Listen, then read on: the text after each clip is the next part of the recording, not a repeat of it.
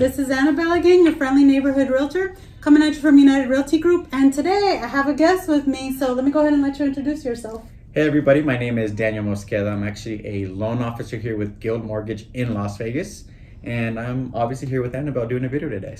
Yeah, so the reason I wanted to bring in a lender is because, as I always say, obviously realtors, yes, we're very important, but lenders are the other half of a real estate pie, right? Mm-hmm. So there's things that, frankly, it's not my specialty. So I have a couple questions that I've been getting from my viewers that I want to go ahead and pass on to the expert here. So let me go ahead and ask. So the first question I have for you today is, what's going on with these loans? Recently, there's a lot of talk of them going up. What's been going on lately? Right now, we're starting to see rates start to improve over the last couple of weeks, and I'm actually starting to be able to price some loans in the 5s and even in the low 6s. Okay. Yeah. Okay. So we are getting into those 5s and 6s area, which is more similar to what was going on pre-pandemic, right? Yes. So we're starting to normalize in terms of what interest rates are. We can definitely say that has a lot to do with the fact that the numbers in terms of inflation numbers have been seeing some sort of improvement, which has been indicating to the markets that that inflation is under control and that it's probably okay now to start purchasing more bonds and lowering the interest rates. Okay. Mm-hmm. Well, that kind of segues me into my next question. Mm-hmm. Rates, not just the market, but they are also dependent on the buyer's credit score, right? Yeah, so your credit score does have some effect in terms of what your rate is going to be. As of late, I have noticed that your interest or your credit score doesn't necessarily affect too much what rate you're going to get, rather what it's going to cost you to get that rate. Okay. Like I said, for FHA, if the rate for that day is 6.625 or 6.125, for the most part, most of the clients I run applications for, regardless if their credit score is 580 or 740, 6.625 is going to be the rate. However, for some people, especially with higher credit scores, they wouldn't have to pay for anything when it comes to that rate. Whereas with somebody with lower credit, it's just going to cost you a little bit more money to get into a house. It might cost you maybe 1 or 1.5% in costs in order to actually get into a loan. You also tapped on something where I'm going to pitch in. He mentioned those rate buy downs, right? So yes. Paying something to get a particular rate because your credit score may or may not be ideal. At this time in the market, this is a time where you can negotiate to get your seller credits to pay down those points. And that's where I come in. That's my half. So anyway, thank you. That was perfect. That was a perfect, you brought that up right on cue. Okay, so let me ask you, because you also mentioned FHA, right? So can you talk to us a little bit about FHA and what are the limits for the amount that a person can borrow with an FHA loan? So FHA loans are a really great loan product.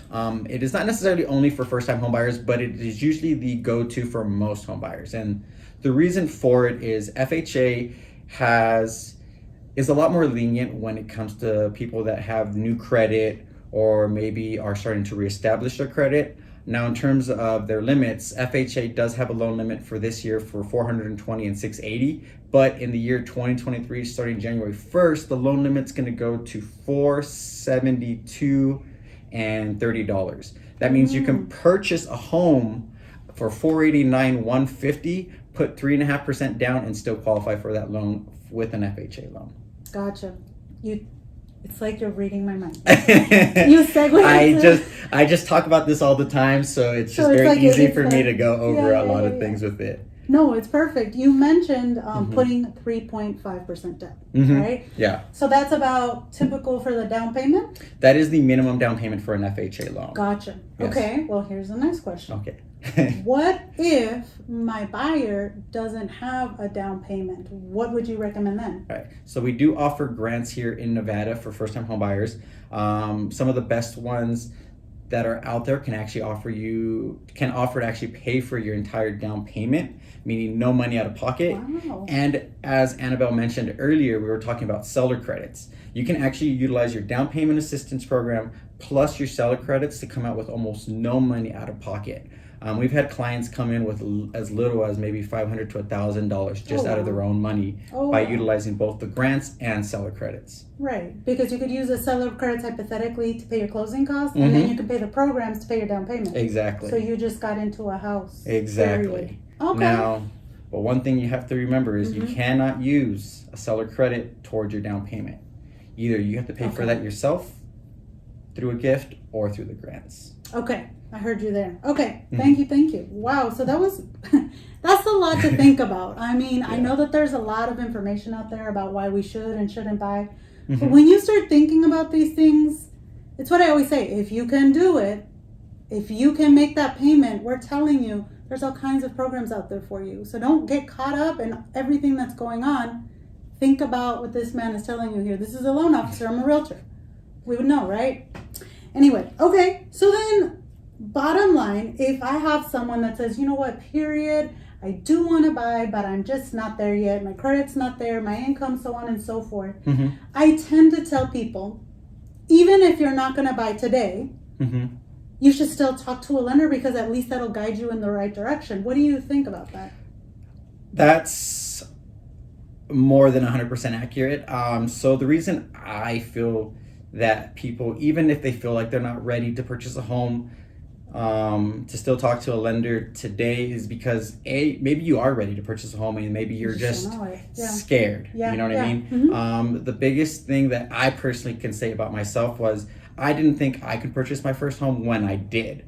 It was the fact that we were out looking for rentals for like weeks trying to figure out where we wanted to move, and all of a sudden we just thought like maybe we should just look into purchasing and didn't realize that we were able to actually purchase a home at that time. We did use a grant to get into our first house. We didn't use any seller credits because they didn't have any seller credits, or at least they weren't offering any at the time. But we did use the first time home buyer seller grant. We got into our first home, and since then have actually been able to utilize the proceeds from that home in order to get into our home now. The other reason you want to do it is, let's just say you aren't 100% ready right now. You are going to try to prepare yourself blindly. Or what I mean by that is that you think you know what you need to do in order to get into home, but maybe you don't need to worry about your saving money for a down payment. Maybe we have to just maybe bring down your debt to income ratios a little bit by figuring out which credit cards you have to pay off, or maybe you have a car loan that maybe you shouldn't have, or maybe there's a couple things on your credit that we just have to discuss and try to help you and guide you to get deleted from your credit in order to help you get your credit score to where it needs to be.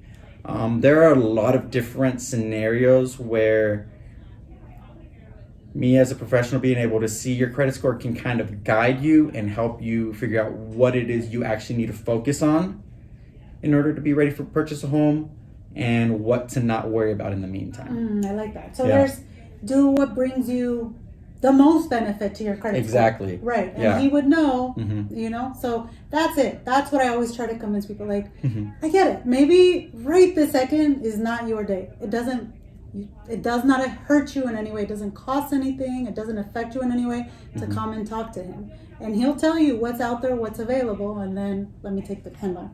Yeah. And I could say I worked with a lot of clients already that we've kind of guided and helped get into a home. I had a client sometime last year where it took me 4 months, which isn't very long if you really think about when you're helping them, where we had to get certain cards paid off, and then we just had to wait for those to kind of go through the system, and then we just ordered like a subsidy in order to get it changed on the credit report, and we were able to get them into a home after that. I'm currently working with some clients right now that more or less just have some questionable credit things that we need to try to get deleted, but whether or not they get it done, we were able to isolate what could be the problem, and we're working on getting that done right now. And the key thing here is the fact that I know Anabel could probably attest to this, is that when we're working with clients who need a little bit more help, we're obviously going to keep following up with you and try to make sure that you're keeping to the whatever plan we have set.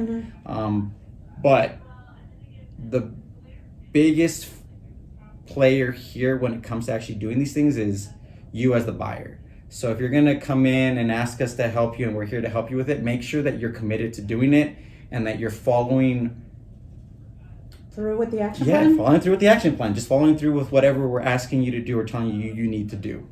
So that's Well, it. that was some really good advice. So thank Yeah. you very much. Thanks. I'm gonna make sure to put his information down in the content information area. If you need to give him a call or give me a call, I'll come and meet with you and him. You can meet with him by yourself. Whatever combination of those things makes you the most comfortable. But anyway, thanks for stopping by. If you enjoyed it, please go ahead, hit like, subscribe, and share this video. All right, guys, until next time. Thank you, guys. Bye.